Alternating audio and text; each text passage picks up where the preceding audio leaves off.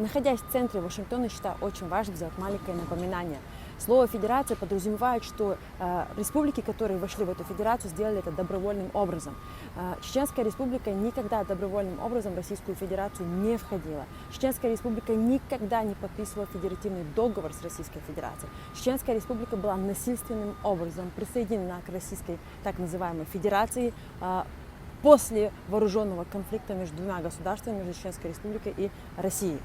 Единственное, что Чеченская республика подписывала, так это мирный договор с Россией, в котором обе стороны, как Россия, так и Чеченская республика, обозначены субъектами международного права.